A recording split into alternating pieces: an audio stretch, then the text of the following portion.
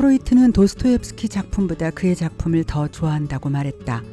아인슈타인은 그의 모든 작품을 소장하고 있다고 고백했다. 당시 6천만 부 이상의 책이 팔리며 전 세계에서 가장 많이 읽히는 작가로 명성을 얻은 슈테판 츠바이크. 그는 제2차 세계대전이 한창이던 때 브라질로 망명을 떠났고 그곳에서 극심한 우울증을 앓다가 1942년 자유의지와 맑은 정신으로 먼저 세상을 떠난다는 유서를 남기고 부인과 함께 스스로 생을 마감했다. 이 책 어두울 때야 보이는 것이 있습니다는 그의 생의 마지막 2년의 기록을 담은 미공개 에세이로 슈테판 츠바이크의 마지막 수업이라는 부제로 출간된 책이다.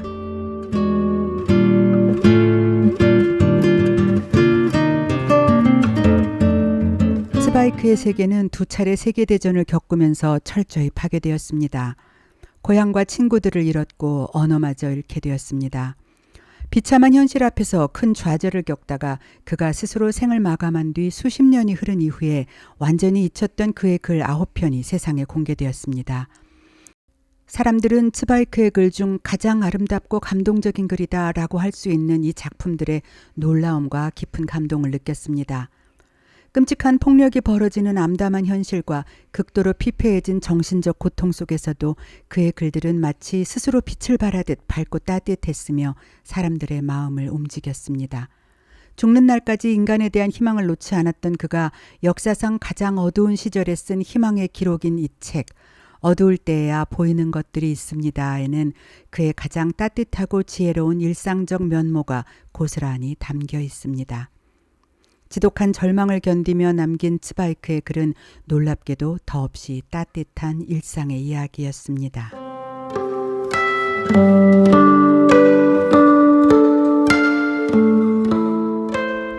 첫 번째 글, 걱정 없이 사는 기술에는 돈도 집도 직업도 없이 살지만 누구보다 사람들에게 사랑받으며 걱정 없이 사는 남자 안톤의 이야기가 잔잔하면서도 가슴을 채우는 표현으로 이어집니다.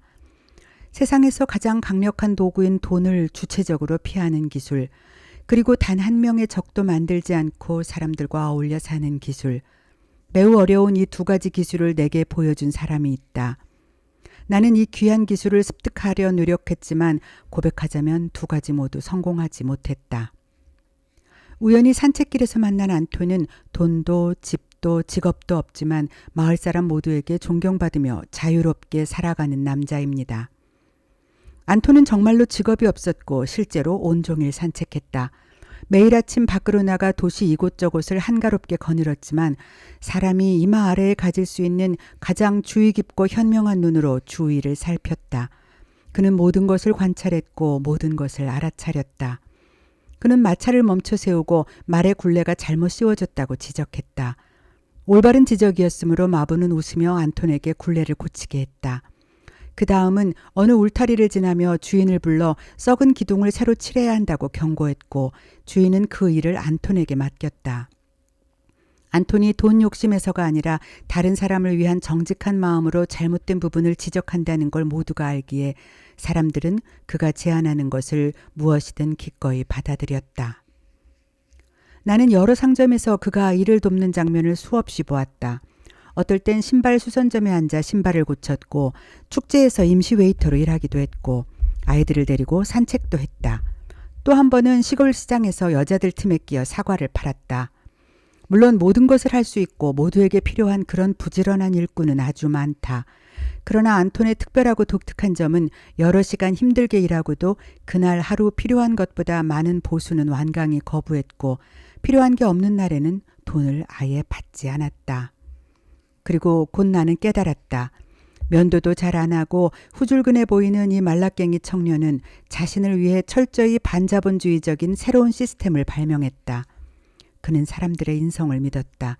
그는 은행에 적금을 넣는 것보다 이 작은 도시의 거의 모든 사람의 마음에 도덕적 의무라는 유동자산을 저축하기를 더 좋아했다. 그는 자신이 가진 약간의 재산을 눈에 보이지 않는 자산에 투자한 것이었다. 제 아무리 완고하고 의심이 많은 사람이라도 기술이나 노동을 돈벌이 수단으로 거래하지 않고 부탁받은 모든 일을 당연한 듯 흔쾌히 처리한 후 즉각적인 대가를 요구하지 않는 사람에게 마음에 빚을 진 기분을 느낄 수밖에 없기 때문이다. 나는 안톤이 가진 힘의 비밀을 곧바로 이해했다. 돈이 아니라 사람을 위해 일했기에 모두가 그를 존경했던 것이다. 이 시대의 안톤과 같은 생활 방식과 태도를 기대할 수는 없을 것입니다. 그러나 동화에나 나올 듯한 너무나 잔잔하고 이상적인 이 짧은 글이 결코 만만하게 읽히지 않는 이유는 우리가 점점 더 잃고 있는 사람을 대하는 진지한 방식과 필요 이상으로 움켜쥐려는 욕심에 가려져 진지한 연대와 서로 간의 믿음을 보지 못하는 차갑고 쓸쓸한 지금의 모습이 겹쳐지기 때문일 것입니다. 그래서 츠바이크처럼 저 또한 때때로 사소하고 어리석은 돈 걱정이 들 때면 나는 당장 단 하루에 필요한 것 이상을 원하지 않아 늘 여유롭고 태평하게 살 수 있는 이 남자를 떠올려 보기로 했습니다. 자신을 희생하거나 생색내는 일 없이 원하는 대로 자기 일을 하고 낯선 사람과 자신 있게 대화를 시작하고 끝내는 법을 누구보다 잘 알고 있는 그를 말이지요.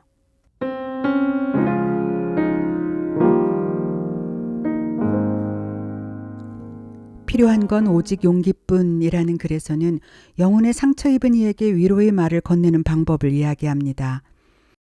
저자는 고등학생 시절 영혼에 상처 입은 친구에게 어떤 위로의 말도 건네지 못한 자신을 회상하며 그를 저버리고 만 것은 공감 부족이나 무관심, 못된 의도가 아니라 용기 부족인 것 같다라고 고백합니다. 고등학교 시절 유난히 우리와 다른 친구가 있었다.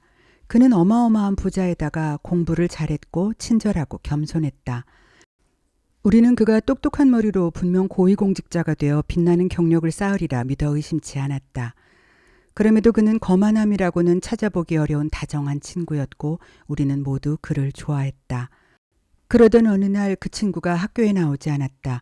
알고 보니 금융회사 대표였던 그의 아버지가 사기죄로 잡혀 들어간 것이었다.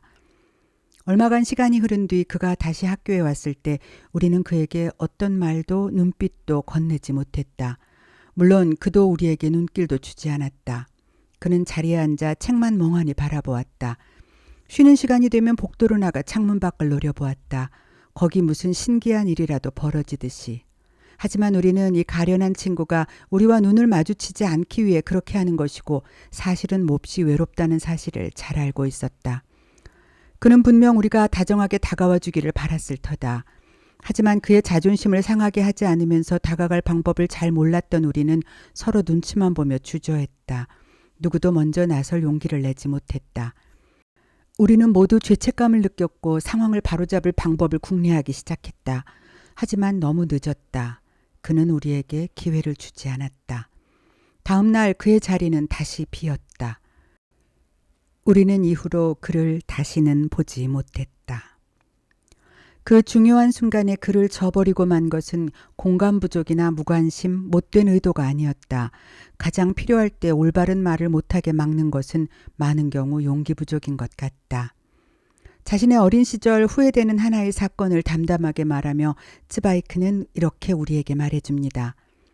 패배나 굴욕의 수치심으로 영혼을 다친 사람에게 다가가는 일이 절대 쉽지 않음을 잘 알지만 이때의 경험을 통해 나는 누군가를 돕고 싶은 첫 번째 충동을 느끼는 순간에 주저없이 그 순간의 느낌에 순종해야 한다는 사실을 배웠다. 공감의 말과 행위는 도움이 가장 절실한 순간에만 참된 가치가 있기 때문이다. 상처 입은 이에게 어떻게 위로의 말을 건넬 수 있을까요? 우리는 그의 이야기를 들으며 이렇게 생각합니다. 그날 아침 우리의 말 한마디, 다정한 몸짓 하나가 그에게 불행과 고통을 이겨낼 힘을 어쩌면 줄 수 있었으리라 라고요.